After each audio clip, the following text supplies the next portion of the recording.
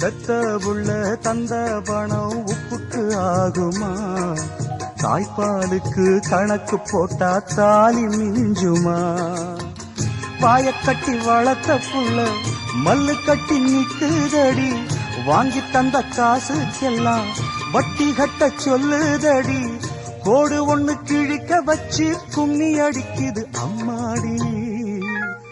சம்சாரம் அது மின்சாரம், சம்சாரம் அது மின்சாரம்.